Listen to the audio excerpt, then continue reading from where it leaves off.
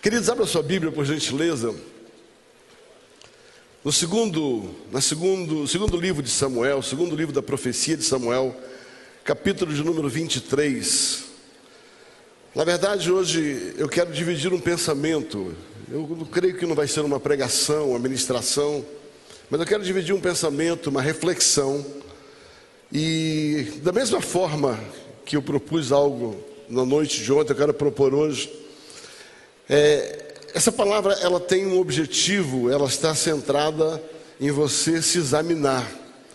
Eu gosto muito de ver na Bíblia Sagrada, quando nós estamos diante da Santa Ceia do Senhor, nós somos levados a um desafio, e a Santa Ceia, o objetivo dela ali, Paulo escrevendo em 1 Coríntios capítulo 11, é que o homem examine-se a si mesmo. Eu acho que esse é um dos grandes desafios do ministério. É uma autoavaliação. Eu gosto muito de pensar que, mais do que a avaliação dos outros, eu preciso ter uma avaliação de mim mesmo. Eu preciso ter consciência do lugar onde eu estou. Eu preciso assumir as minhas debilidades. Eu preciso conhecer as minhas áreas fortes e preciso conhecer as minhas áreas fracas. Porque se você não sabe quais são suas áreas frágeis, você não vai investir para melhorar. Se você não sabe quais são suas áreas fortes, você não vai vigiar para não se perder. Eu vou repetir. Se você não conhece as suas áreas fracas, você não vai gastar tempo para melhorar naquelas áreas. Se você não conhece as suas áreas fortes, você não vai vigiar para você não se perder por causa delas. Porque existem dois grandes males no ministério: a falta e o excesso. Sabe, quando você se acostuma com um pouco, com a falta, você se torna medíocre, mediano, sabe? E você está tudo bem para você. Mas também quando você começa a ter êxito demais, você tem que tomar cuidado para você não se perder com a glória que Deus coloca no seu ministério, na sua vida. Por isso, nós somos desafiados, e a Santa Ceia do Senhor é um memorial onde você se coloca diante de Deus, mas diante de você mesmo. É onde você vai voltar-se para dentro. Uma das características da ceia é que você precisa olhar para dentro de você e descobrir em que lugar você está, em que lugar você se encontra, para que você possa romper nos lugares que você precisa avançar. E eu gosto muito de pregar em cima dessa perspectiva. Eu leio a Bíblia Sagrada em cima dessa perspectiva. A primeira lupa que eu coloco nas Escrituras é olhando para dentro de mim, e não olhando para fora de mim. Um dos grandes males da geração de pregadores nos dias de hoje e no passado é sempre preparar a mensagem para tocar alguém. Mas quando essa mensagem não toca você, ela não vai tocar ninguém. Ela vai ser somente um impacto, uma frase pronta. Por isso, hoje temos muita gente trazendo impactos através de frases prontas, frases montadas, sabe, pupurrio de coisas que te impressionam, mas não geram transformações. Porque a verdadeira transformação é que ela começa em você. A palavra precisa denunciar você para você mesmo. E depois que ela denuncia você para você, quem sabe aquela experiência de transformação, de inquietação, de confronto, ela causa algo dentro de você e você divide, você compartilha, você põe para fora aquilo que você sabe que fez bem para você e pode fazer bem para o outro. Eu gosto de ler a palavra com a lupa voltada para dentro e não com a lupa voltada para fora. Então aquilo que eu tenho ministrado, que eu estou ministrando e vou ministrar na manhã de hoje, é algo que Deus já mexeu comigo. Eu estava no seminário e um professor usou uma analogia muito interessante. Ele falou assim: nós precisamos mudar um pouco algumas terminologias. Por exemplo, existe um dito popular que nós somos canal de Deus. Ele falou assim: eu particularmente não gosto disso, disse meu professor. Por quê? Porque o canal, ele é o condutor da água. Ele tem uma água e ele leva a água para algum lugar. Mas o canal, ele não é totalmente tocado pela água. Ele só é tocado até a altura que a água passa. Se o canal tiver 2 metros de profundidade e tiver 1 metro de água, 1 metro de água toca nele, mas 1 metro de água fica sem ser tocado. Então, a palavra de Deus, ela não pode ir por você por um canal. Ela não pode tocar parte de você. Por isso, ele diz assim: na minha percepção, disse o meu professor, a melhor terminologia é que o crente é uma mangueira. Porque antes de molhar o jardim do outro, ela é lavada por dentro.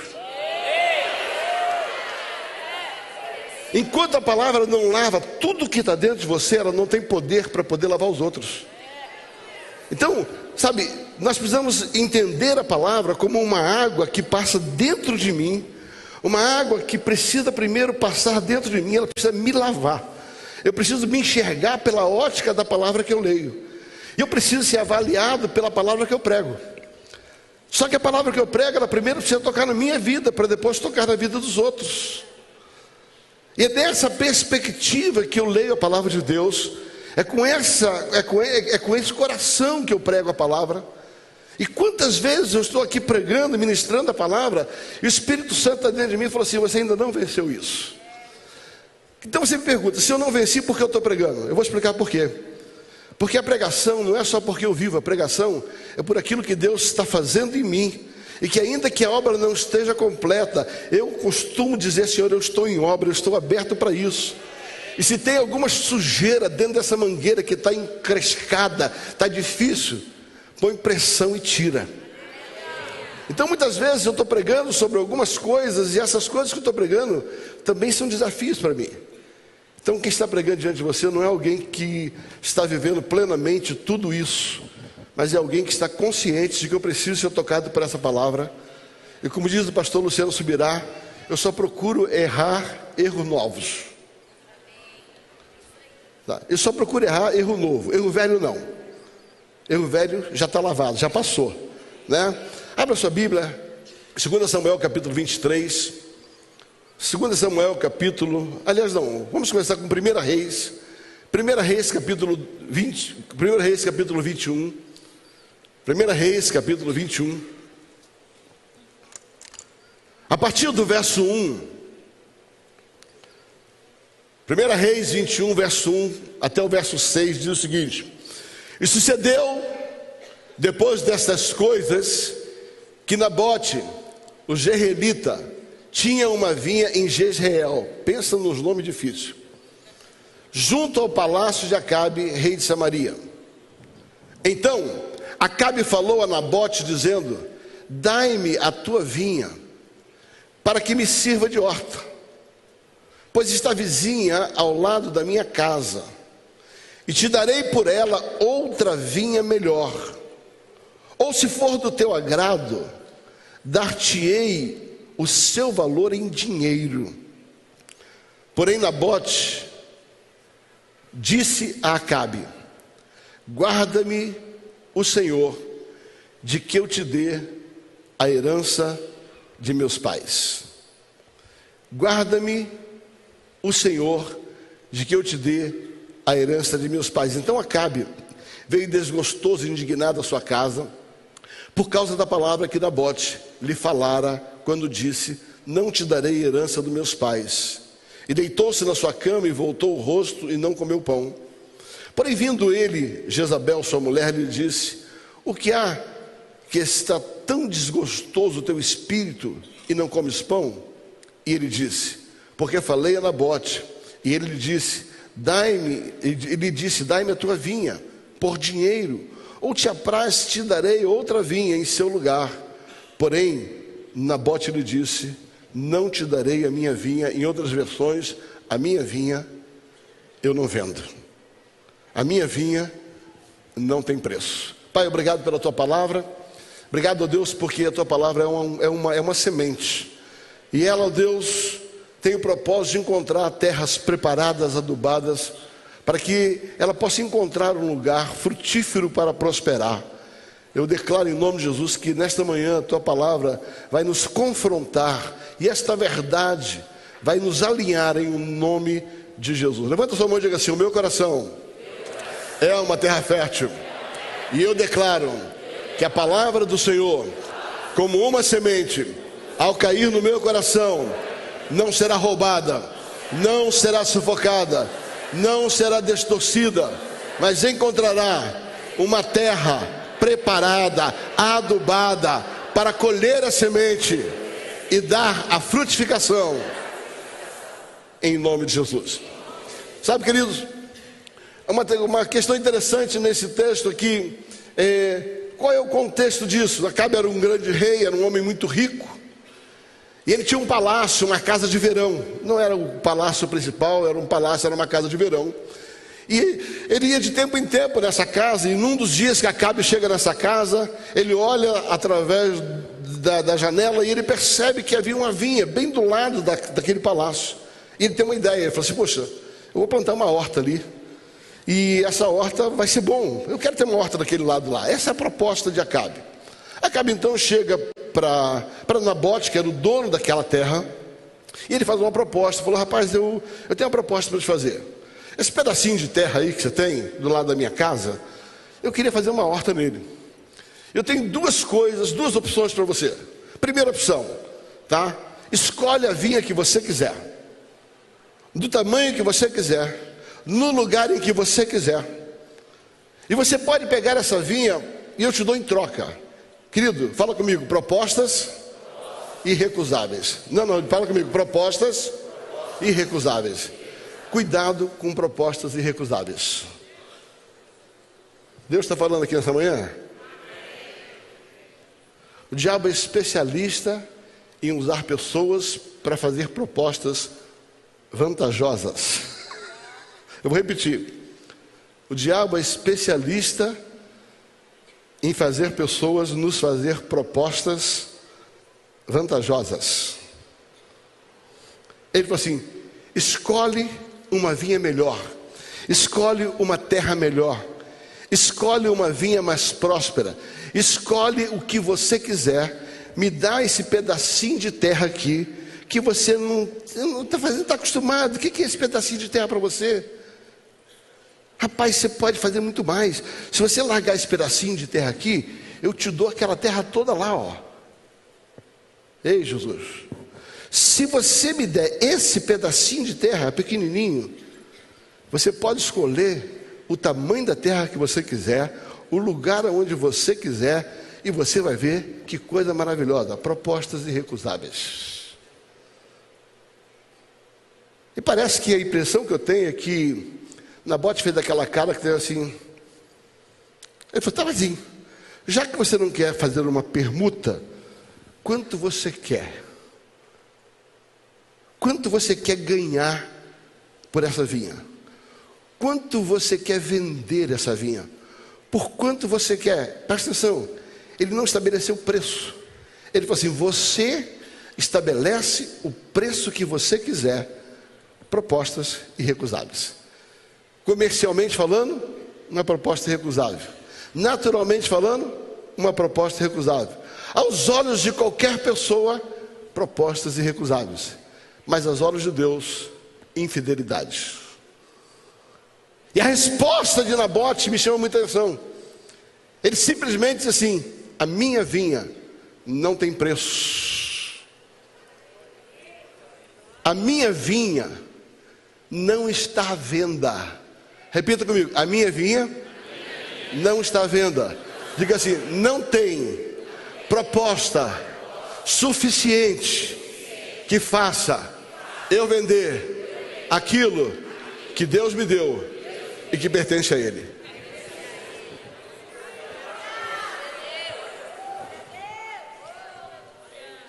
Vamos entender o contexto? Ele diz naturalmente: isso é uma herança dos meus pais. Agora, o que ele estava tentando dizer como herança dos pais dele? Tá? Você sabe muito bem, se você for até Deuteronômio capítulo 8, eu não vou ler o texto, mas eu vou só contextualizar. Depois você lê Deuteronômio capítulo 8. Deus fala para o povo através de Moisés, dizendo assim: Moisés, eu vou fazer vocês entrarem numa terra espaçosa, leite, vai dar muita coisa, e nessa terra vocês vão ser muito ricos. A palavra ali em Deuteronômio 8 é riqueza. Vocês vão ser prósperos. E aí Deuteronômio capítulo 8 diz assim: e quando vocês entrarem nessa terra, vocês vão prosperar, vocês vão construir casas, vocês vão ter bens, vocês vão ter gados. Tudo está em Deuteronômio capítulo 8. Agora, quando você entrar nessa terra, não se esqueça de algo. Não diga: foi pela minha força e pela minha capacidade que eu adquiri essas coisas. Mas diga: isso foi um favor de Deus. Logo, aquilo que eu entrei nessa terra, eu não entrei porque eu fui capaz, porque eu fui inteligente, porque eu fui negociante. Eu entrei nesse lugar porque aquilo ali era de Deus, e eu só sou mordomo daquilo que pertence a Ele. Aí você vai ver em Levítico, capítulo número 25, Levítico capítulo 25, versículo 23, Deus estabelecendo uma ordem, dizendo assim: também, Levítico 25, 23, a terra não se venderá em perpetuidade. Presta atenção. Deus está dizendo assim: eu estou dando a terra para vocês, mas vocês não podem vender ela. Presta atenção, porque a terra é minha. Ai, meu Deus do céu. Levítico 25, 23 vai dizer assim: eu vou dar uma terra para vocês, mas quando vocês entrarem nessa terra, vocês vão ganhar dinheiro, vocês vão ficar ricos, vocês vão ser prósperos, mas não pode vender, porque essa terra não é sua, essa terra não te pertence, essa terra é minha. O que estava no coração de Nabote? Eu não posso vender aquilo que pertence a Deus. Aquilo que Deus me deu não está em negociação. Posso ir embora?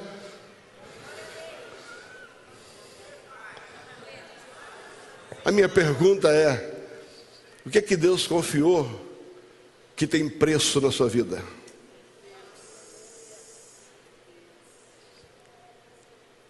Pastor, recebi uma voz de canarinho. Se o teu ministério de música tem preço, é porque ele não tem valor. Pastor, me deu a unção de ensino. Se o critério pelo qual você vai julgar o teu ministério é através de propostas, eu tenho preocupação com isso.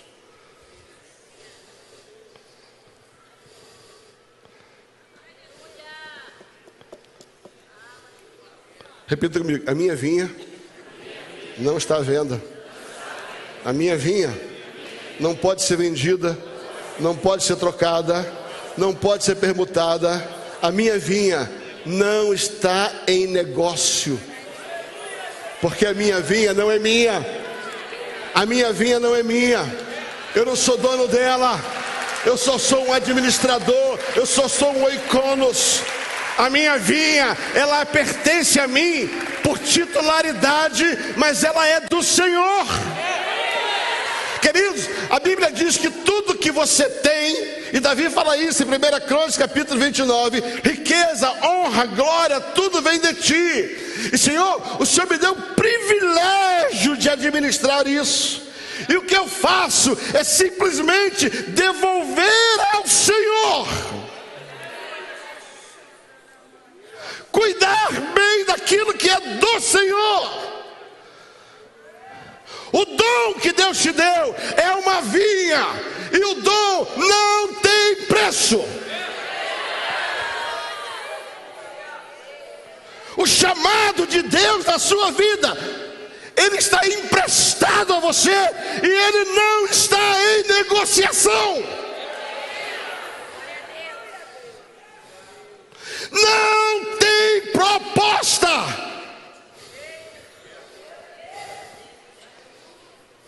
A minha vinha não está à venda.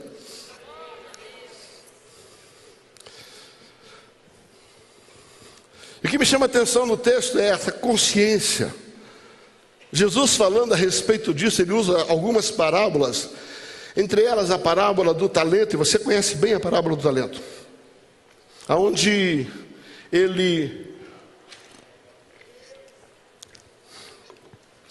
diz que certo homem, dono de uma terra, dono de uma propriedade, ele decidiu chamar 3 servos e confiar a ele 3 talentos, vamos chamar de 3 vinhas, em tamanhos diferentes. A um ele deu 1 talento, uma vinha pequena. A outra ele deu 2 talentos, uma vinha um pouquinho maior. A outra ele deu 5 talentos. E esse homem saiu, diz Jesus, em viagem, e ele voltou. E eu tenho uma boa notícia: é melhor você cuidar bem da sua vida, porque você vai ter que dar conta dela. Não, você não entendeu. É melhor você cuidar bem da sua vinha, porque um dia você vai ter que prestar conta dela.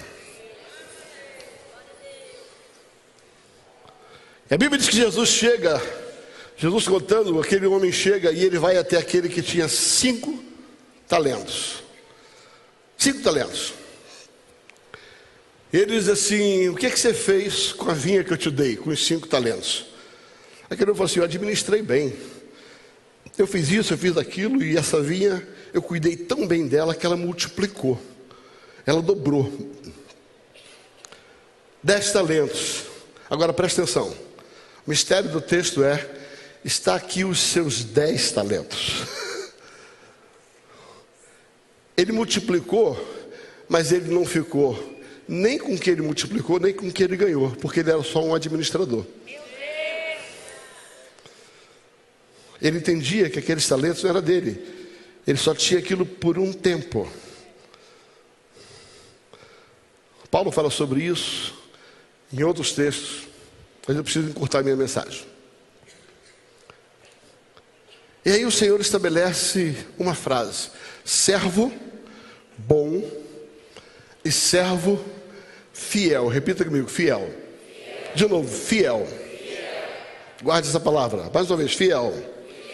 Ele fala assim: sobre o pouco você foi fiel, sobre o muito te colocarei, entra no gozo do teu Senhor.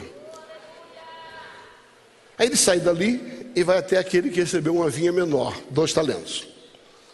E chega lá naquele que tinha 2 talentos.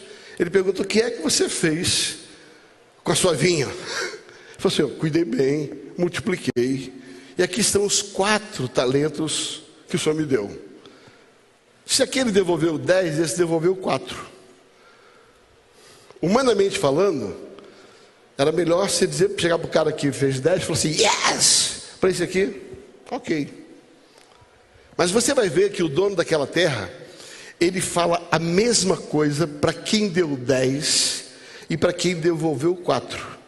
Ele diz assim: servo bom e fiel, sobre o pouco fosse fiel, sobre o muito te colocarei, entra no gozo do seu Senhor. Sabe por quê?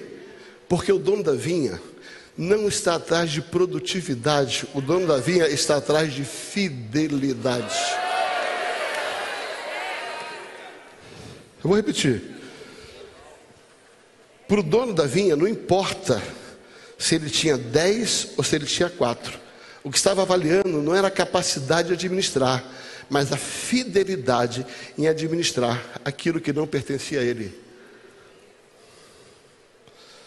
Servo bom e fiel, sobre o pouco foste fiel, sobre o muito te colocarei.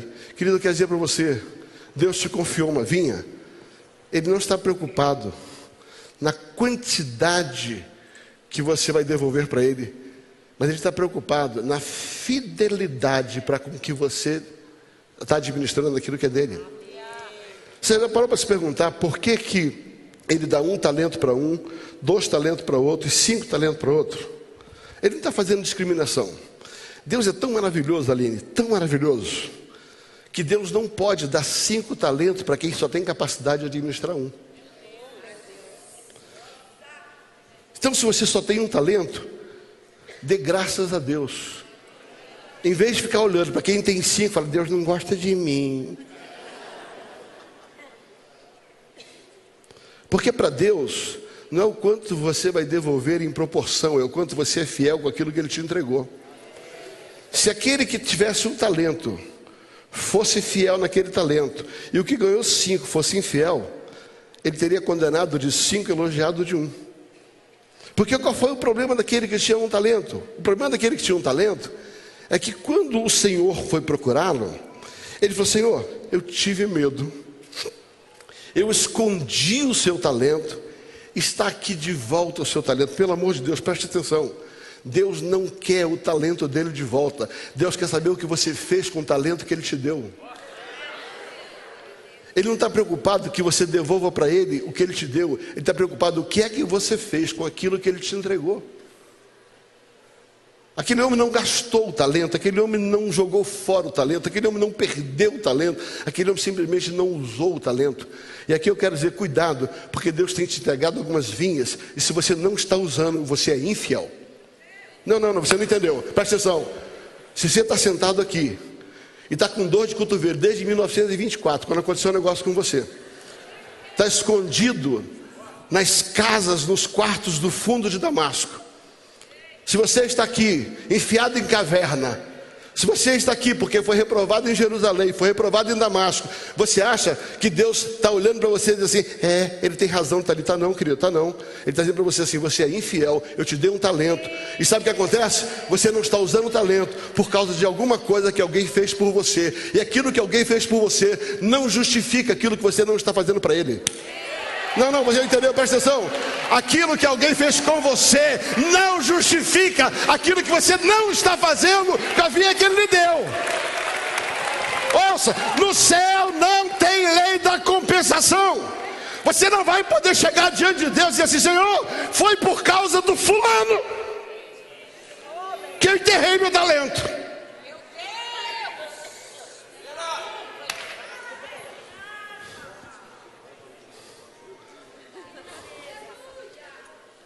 Romanos capítulo 14, versículo 12 vai dizer assim, cada um dará conta de si mesmo a Deus.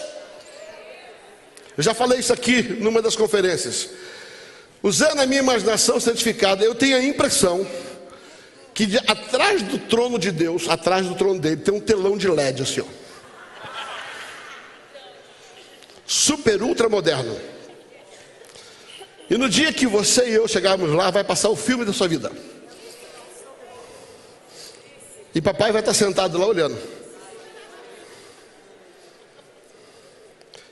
Aí vai chegar um determinado momento que o papai vai falar assim, por que você parou? Parou por quê? Parou por quê? Porque parou. Aí você vai dizer assim, não, o senhor é onisciente. O senhor lembra que em 1944, no dia 13 de agosto, às 22h34, o meu pastor fez isso comigo? Você lembra quando eu dei a minha vida por aquela igreja e eles simplesmente me deram um pontapé?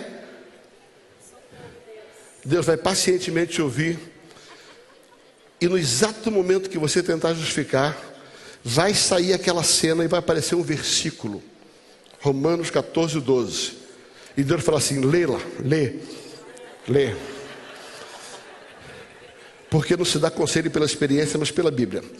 Lê, eu aprendi com Deus, lê, e lá no telão, eu creio, vai estar escrito, cada um dará conta de si mesmo a Deus. E quando você começar a gaguejar, ele vai dizer assim, quando o seu pastor vier aqui, ele vai ter que dar conta dele. Agora, aquilo que ele fez, não justifica o que você está fazendo com o que eu te dei.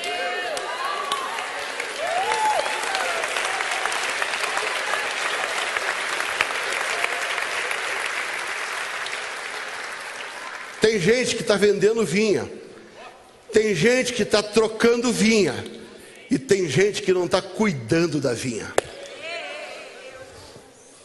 Eu vou repetir, tem gente que está vendendo vinha, por propostas irrecusáveis, tem gente que está trocando vinha, mas tem muita mais gente que não está cuidando de vinha. A vinha não é só o seu talento, por exemplo, a sua família é uma vinha, os seus filhos são vinhas, ou seja, elas não te pertencem, você só cuida delas. A Bíblia diz que filhos são flechas na nossa aljava, a Bíblia diz que os filhos são herança do Senhor, eles são vinhas que pertencem ao Senhor, e que eu preciso é colocá-los na minha aljava. Por que o arqueiro põe a flecha nas suas costas, dentro da aljava? Porque aonde ele vai, as flechas aprendem com ele. Os seus filhos, eles estão nas suas colas, eles estão atrás de você, olhando por onde você está indo. E na hora que o supremo arqueiro tirar a flecha, se você não foi um bom arqueiro aqui na terra, o teu filho vai errar o alvo.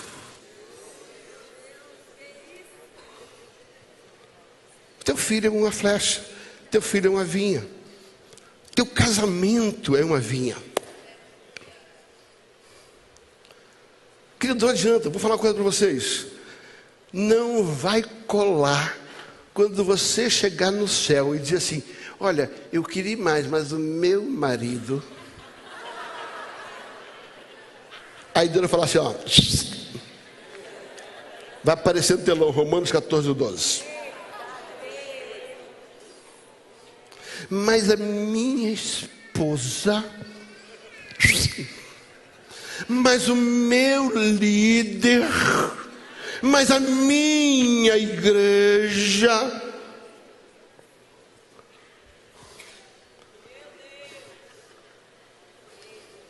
A minha vinha não está à disposição de negócio.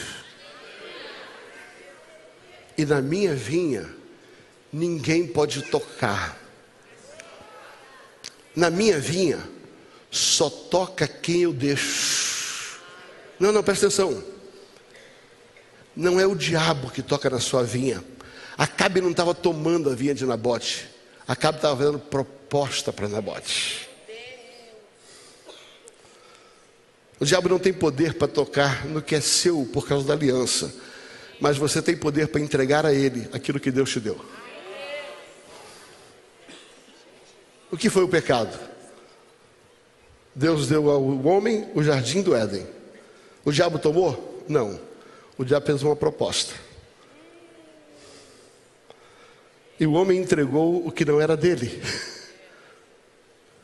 No Éden, tudo começou por uma proposta irrecusável. E na nossa vida, tudo começa por causa de propostas irrecusáveis. Cuidado para você não avaliar a sua vinha por aquilo que você pode ganhar ou pela vantagem que você pode tirar, mas pela fidelidade com que você vai desenvolver o teu chamado e o teu ministério. Eu vou começar a concluir essa mensagem. Abra sua Bíblia em Cantares, capítulo 1, versículo 6.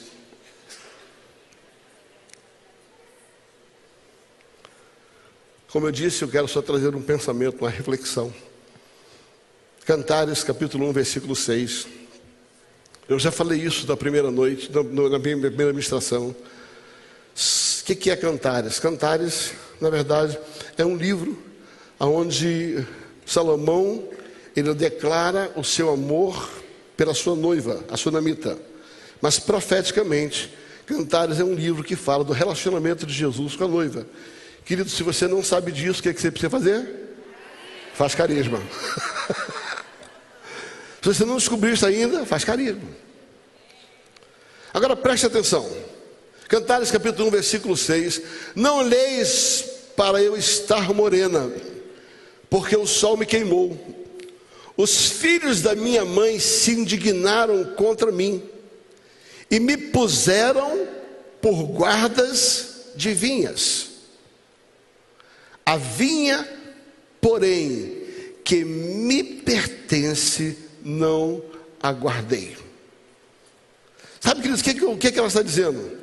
Na verdade, o fato dela ser morena gerou um bullying da parte dos seus irmãos. Os seus irmãos começaram a tê-las num lugar diferente. E para que ela pudesse ficar bem, presta atenção, para que ela pudesse ficar bem com a sua família, para que ela pudesse ficar bem com os seus amigos, para que ela pudesse ficar bem com seus irmãos, ela decidiu aceitar uma proposta: cuidar da vinha dos outros. Cuidado, porque algumas propostas só têm a ver com que você vai cuidar do que é do outro, não do que é seu. Eu vou repetir. O que está em contexto é: os irmãos fizeram uma proposta: cuida da nossa vinha. E ela estava tão carente que ela decidiu, para ficar bem na fita, para ficar bem com os outros, ela decidiu cuidar da vinha dos outros, mas da vinha dela, ela não cuidou. E aqui vem uma pergunta: o que Deus confiou a você que você não está cuidando para cuidar daquilo que Deus não te deu para cuidar?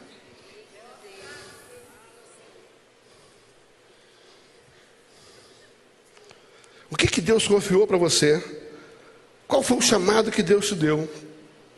Que agora, ou por carência, ou por vantagem, ou por negócio, ou porque você quer ficar bem com alguém, você decidiu cuidar do que é dos outros e por causa disso não cuidou do que é seu.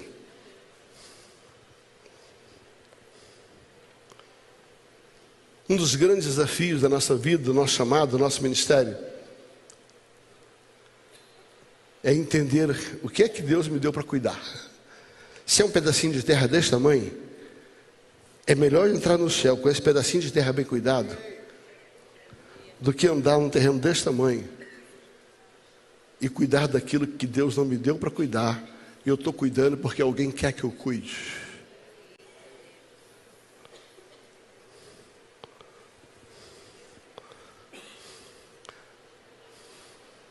Toda vinha precisa de 3 coisas. A vinha precisa de uma cerca.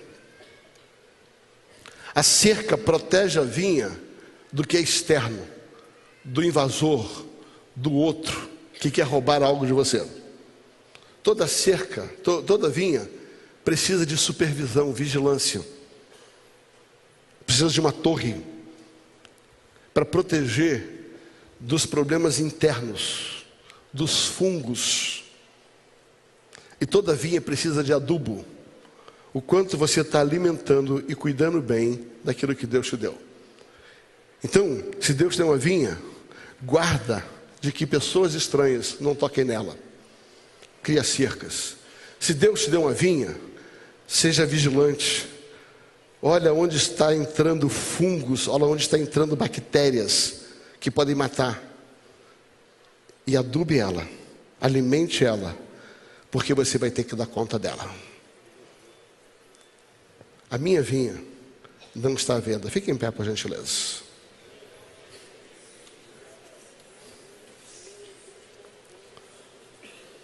Eu quero ler um último texto.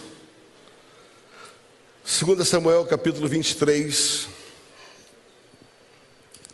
2 Samuel capítulo 23.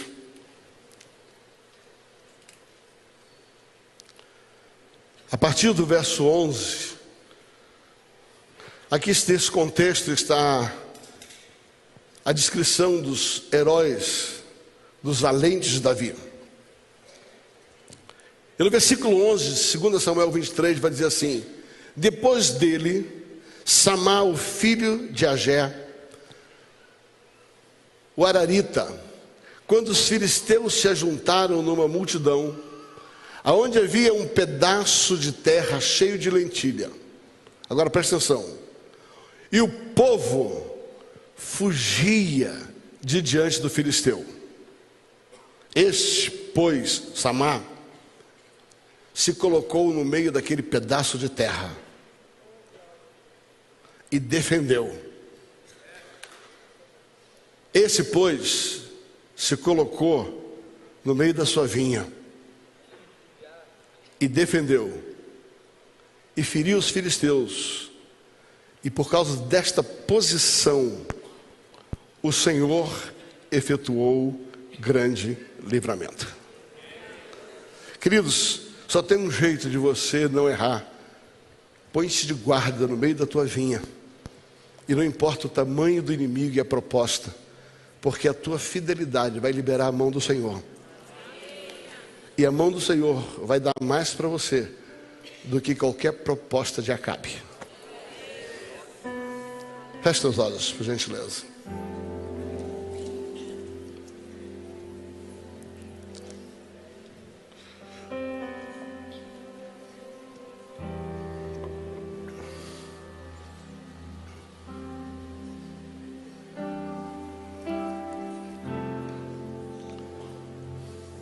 Por favor, essa é uma hora de você olhar para dentro de você. Eu comecei essa palavra dizendo que a Bíblia Sagrada, ela traz um grande desafio para mim e para você, que é não examinar o próximo, examinar a si mesmo. Quando nós estamos diante do memorial da ceia, que foi o resgate da nossa vida, do nosso chamado, a Bíblia diz que nós precisamos trazer à memória algo, olhar para aquilo ali e ver o que Deus, que Jesus fez por mim, o que aquela morte, aquele sacrifício me confiou. E agora, diante dessa dádiva que eu recebi, que é o meu chamado, a minha salvação, eu preciso olhar para mim mesmo e dizer o que eu estou fazendo com aquilo que Ele me deu. A Santa Ceia não é só para você olhar para dentro de você e ver se você está pecando ou não. Esse é o grande erro da maioria das igrejas. Eles pedem para as pessoas fazerem um exame, se elas adulteraram, se elas mentiram, se elas estão brigando com o próximo. Mas esse texto, Pobel, é muito mais profundo. A ceia fala de algo que foi feito por você. E agora, aquela ceia te entregou algo, confiou algo para você, a sua salvação, o seu chamado. E quando você está diante da ceia, não é só para examinar se você está brigado com seu irmão ou não, se você está em pecado ou não. A ceia, ela está ali, Lola, para dizer o seguinte: o que eu estou fazendo com aquilo que esse memorial representa na minha vida.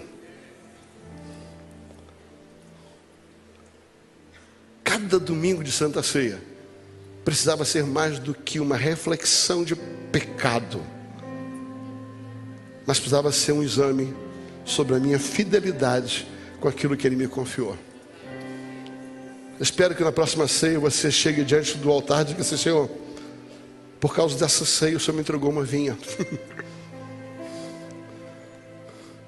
E agora eu preciso examinar o que eu estou fazendo com ela. Agora, o que eu amo na Santa Ceia é que a Santa Ceia não é restritiva. A Santa Ceia não é uma maneira de dizer você não pode. A Santa Ceia ela é reflexiva. A Santa Ceia é para você olhar para dentro de você. E se porventura você descobrir alguma coisa durante esse autoexame que precisa ser corrigido nesse percurso, por gentileza, em vez de você evitar de tomar a ceia, vai a 1 João capítulo 1, versículo 8, diz assim: filhinho, não erreis, mas se você encontrar algum erro no percurso, você tem um advogado, Cristo Jesus. E se você confessar o teu erro, você confessar o teu pecado, você confessar a sua má administração, se você descobrir que você não está fazendo bom uso daquilo que foi lhe confiado pelo sangue, a Bíblia diz que basta recorrer a esse advogado, e o sangue dele te purifica de todo pecado, e o sangue dele te coloca no percurso de novo. A minha oração e o meu apelo nessa manhã não é para você se condenar, é para você se examinar. E se você encontrar alguma coisa que porventura precisa acertar, se você descobrir que nesse percalço você negociou uma vinha, ou você está prestes a negociar, é hora de você parar diante da Santa Ceia, do memorial, e dizer: Senhor, eu não quero errar, eu não quero, minha vinha não está à venda, minha vinha não tem preço, minha vinha não tem negócio. Porque um dia eu vou comparecer diante do Senhor e eu vou ter que prestar conta das vinhas que Ele me entregou.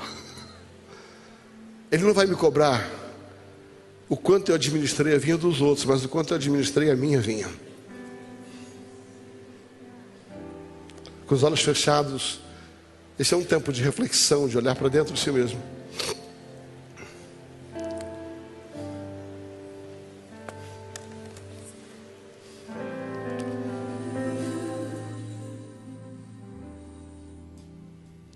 Eis-me aqui, faça em mim a tua vontade.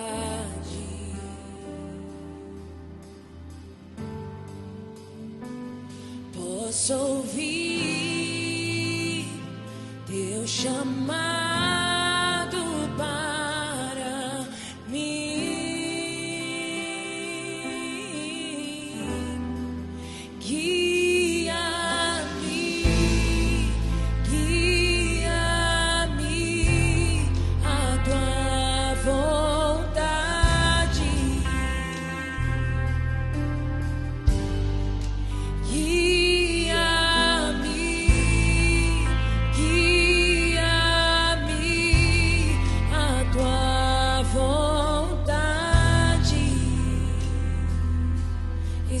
Senhor,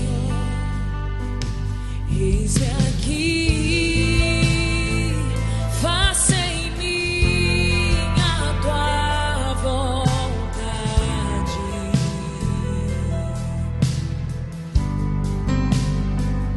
Posso ouvir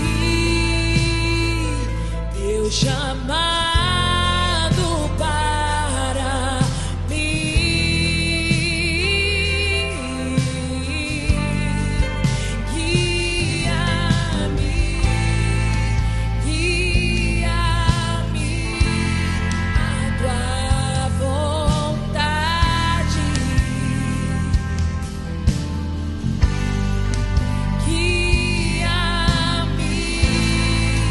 Guia-me a tua vontade. Guia-nos, Senhor. Eu não posso terminar essa mensagem sem deixar um recado de Deus. Talvez você esteja aqui lutando com propostas. Deixa eu falar para você. Deixa eu te explicar algo. Voltando à parábola dos talentos. Quando aquele homem fiel devolveu os 5 talentos, ele cuidou bem dos talentos, Lola. Ele cuidou bem dos talentos, Pobel, Renata. Felipe, quando você cuida bem dos talentos, o Senhor diz assim: servo bom e fiel, sobre o pouco fosse fiel, sobre o muito te colocarei. Se existe por um lado propostas irrecusáveis da parte da terra, algumas vezes a nossa fidelidade libera Deus para viver propostas mais elevadas. Então toma cuidado para você não entrar num lugar onde você fica se condenando por causa das propostas, porque algumas propostas são lícitas porque vêm de Deus. Algumas propostas são preciosas porque vêm de Deus. E essas propostas que vêm de Deus é fruto da resposta que você deu com aquilo que você fez com a vinha dele. Senão a gente cria agora vai endemoniar tudo que é proposta. Eu não vim aqui colocar demônio nas propostas. Eu vim aqui levar você para pensar. E é você que tem que avaliar se a proposta que está vindo vem de Acabe ou vem de Deus. Porque a proposta de Acabe é: me dá aquilo que não te pertence. A proposta de Deus é: eu vou te dar uma vinha maior, porque você foi fiel com a vinha que eu te dei. Algumas promoções, algumas coisas, Lola, que Deus nos leva, que Deus nos tira de determinado lugar, não são propostas de Acabe, são propostas do Pai. Porque o Pai olhou para você e disse assim: servo bom e servo fiel, eu posso confiar uma vinha maior para você. Eu posso confiar um novo tempo. Deus é um Deus de movimentação. Deus é um Deus que movimenta. Deus é um Deus que nos muda de um lugar para o outro. Essa é a característica de Deus. Eu gosto demais quando Elias joga a capa sobre Eliseu. Eu gosto muito desse texto. Quando Elias joga a capa para Eliseu. Por que Deus escolheu Eliseu? Porque Eliseu tinha sido fiel com todas as juntas de boi. Todas as juntas ele foi fiel. E quando estava na última junta, estava na hora dele ser promovido. Estava na hora dele ser promovido. Tinha acabado o tempo dele cuidar daquela terra. Tinha uma terra maior para ele cuidar.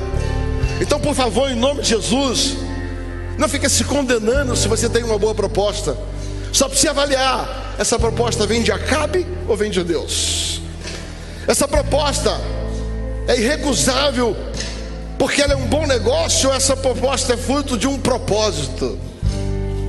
Existem propostas que não têm negócio. Existem propostas que não podem ser recusadas, porque pertencem ao Senhor. Pastor, como é que eu vou avaliar isso? Não é fácil. Mas se a proposta que vem, ela for definida na alma do que você vai ganhar ou você vai perder. Se a proposta está simplesmente: eu vou para tal lugar porque eu vou ganhar isso e isso. Não vou porque eu vou perder isso e isso. Desculpa, se a proposta já cabe. Ouça, querido, Deus não muda pessoas por causa de problemas. Deus muda pessoas por causa de propósito.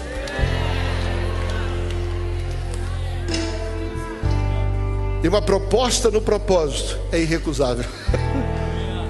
Então existem dois tipos de coisas que você precisa avaliar. E aí, examine-se, pois, o homem a si mesmo. Não sou eu que tenho que julgar, não é o seu pastor que tem que julgar. Quem tem que julgar é você. E a minha pergunta é: Senhor, eu fui achado fiel, eu cuidei da minha vinha, porque a Bíblia diz que Samar se colocou no meio do campo, e ele foi tão fiel em defender, que o Senhor deu livramento.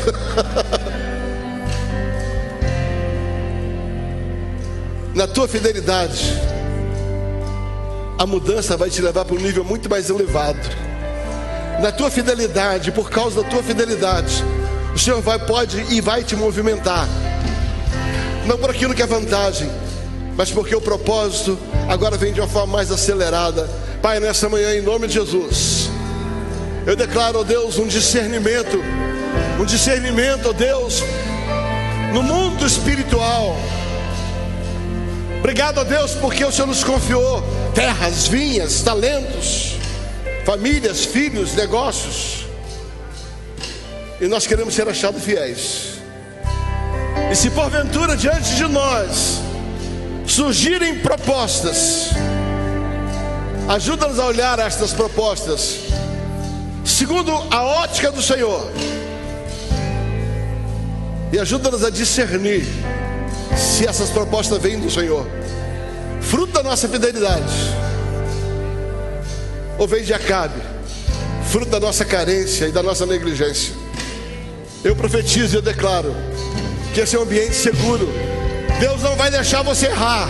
Deus não vai deixar você errar. Deus não vai deixar você errar.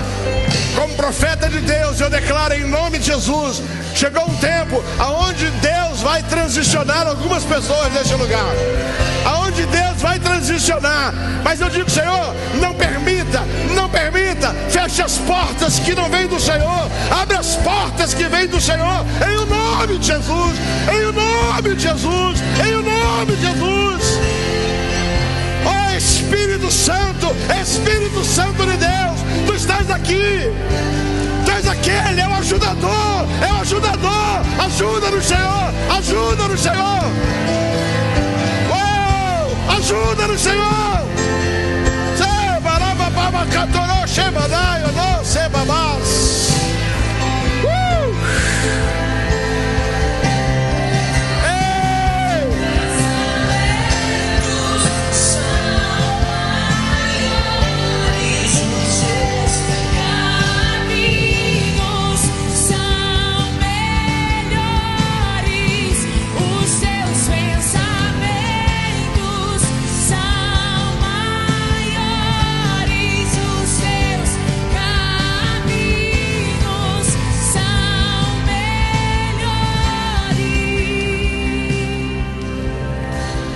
Queridos, Deus te abençoe.